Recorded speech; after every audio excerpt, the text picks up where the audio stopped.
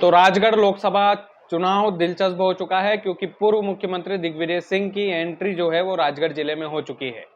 राजगढ़ जिले में जैसे ही दिग्विजय सिंह की एंट्री होती है, राजनीति गर्मा जाती है। मुख्यमंत्री डॉक्टर मोहन यादव का बयान आता है कि वे भोपाल से चुनाव क्यों नहीं लड़ रहे, कुछ लोग 30 साल बाद अपने गृह क्षेत्र में वापस क्यों जा रहे हैं। इस सवाल का जवाब देते हुए दिग्विजय सिंह भी पलटवार करते हैं, बोलते हैं कि मैं तो मोदी और शिवराज सिंह चौहान के खिलाफ भी चुनाव लड़ने को तैयार हूं, लेकिन पार्टी ने मुझे राजगढ़ के लिए चुना है, पार्टी ने मुझे राजगढ़ के लिए आदेशित किया है, तो मैं यहीं से चुनाव लड़ूंगा। आप सोचिए कि अभी घोषणा हुए, अभी चर्चा चले, माफ कीजिएगा, 2 दिन हुए हैं, उसमें इतना कुछ घट गया है। और अभी तो सुनने में आ रहा है कि पैदल यात्रा दिग्विजय सिंह राजगढ़ के लोगों के बीच निकालेंगे। जैसे ही वो चुनाव लड़ने का फैसला छापेड़ा में करते हैं, छापेड़ा में उनकी इच्छा जाहिर करते हैं कि पार्टी लगातार मुझे संदेश दे रही है कि आपको चुनाव लड़ना है, वैसे ही वो एक इमोशनल कार्ड भी खेल देते हैं। राजगढ़ की जनता पर मुझे भरोसा है, राजगढ़ की जनता मुझे जरूर चुनेगी, और साथ ही में ये बोल देते हैं कि ये मेरे जिंदगी का आखिरी चुनाव है।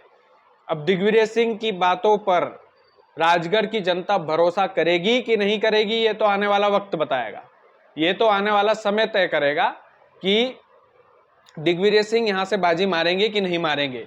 लेकिन एक बात तो पक्की है, राजगढ़ लोकसभा चुनाव जो है वो दिलचस्प होने वाला है, क्योंकि इसको राष्ट्रीय स्तर की कवरेज मिलेगी। राजगढ़ लोकसभा चुनाव की नजर जो है, चुनाव पर नजर जो है राष्ट्रीय स्तर के नेताओं की भी रहेगी, क्योंकि सामने दिग्विजय सिंह है रोडमल नागर के सामने।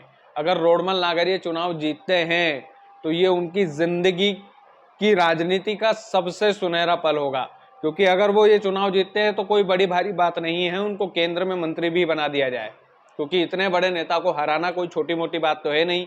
और तीसरी बार उनको टिकट मिला है, तीसरी बार अगर वो टिकट मिलते हुए भी जीत जाते हैं तो हम सभी जानते हैं कि दिग्विजय सिंह को अगर रोडमल नागर हराते हैं तो केंद्र में उनकी जगह फिक्स होना चाहिए, उनको मंत्री पद मिलना चाहिए।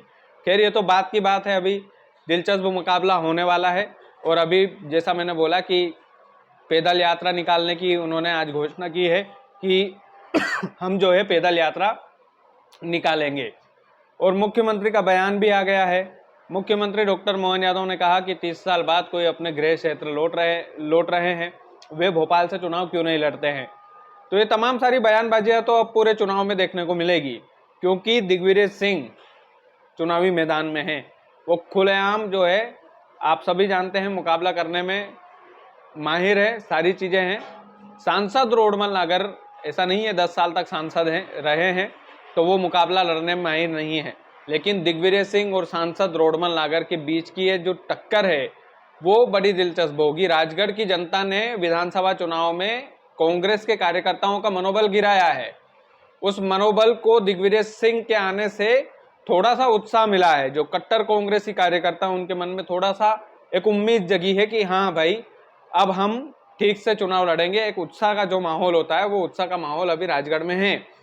तो राजगढ़ का ये जो चुनाव है, ये मैं बार बार एक ही बात बोल रहा हूँ कि एक तरफा नहीं होने वाला है, ये कांटे की टक्कर होने वाली है।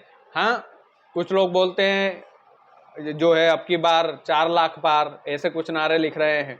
तो ये तमाम सारी चीजें, अभी जितने भी नारे चल रहे हैं, इन नारों पर ना जाकर गहराई से सोचना पड़ेगा। रोडमल नागर जी को भी तगड़ी रणनीति बनानी पड़ेगी, क्योंकि तगड़ा आदमी सामने है, उनको हल्के में नहीं ले सकते। और दिग्विजय सिंह को भी तगड़ी रणनीति बनानी पड़ेगी, क्योंकि सामने वाले के पास मोदी जी का चेहरा है और राजगढ़ की जनता मोदी जी के चेहरे पर भरोसा करती है। ये हमने पिछले 2 चुनावों से देखा है, 2 चुनाव से वो लगातार जीतते आ रहे हैं। तो ये जो मुकाबला है, ये कतई ये मत सोचिए। और विधानसभा चुनाव के रिजल्ट ये जाहिर कर देते हैं कि राजगढ़ की जनता का मूड क्या है। अभी तो उनको कमल का फूल ही दिख रहा है फिलहाल में, तो हल्के में एक दूसरे को कोई मेरे ख्याल से लेगा नहीं। और जिस हिसाब से ये चुनाव होने वाला है, ये तगड़ा चुनाव होगा, इसमें कोई डाउट की स्थिति नहीं। ग्राउंड लेवल पर बहुत जल्द उतरेंगे, लोगों के बीच में चर्चा करेंगे, चुनावी चौपाल लगाएंगे। राजगढ़ का ये चुनाव, जिस तरह से हम विधानसभा चुनाव हमने दिलचस्प कवर किया था, ठीक उसी तरह से इसको भी कवर करने की जो है कोशिश करेंगे। बाकी इस वीडियो को ज़्यादा से ज़्यादा शेयर कीजिएगा। चैनल यदि आपने सब्सक्राइब नहीं किया है तो प्लीज़ कर लीजिएगा। बहुत बहुत धन्यवाद।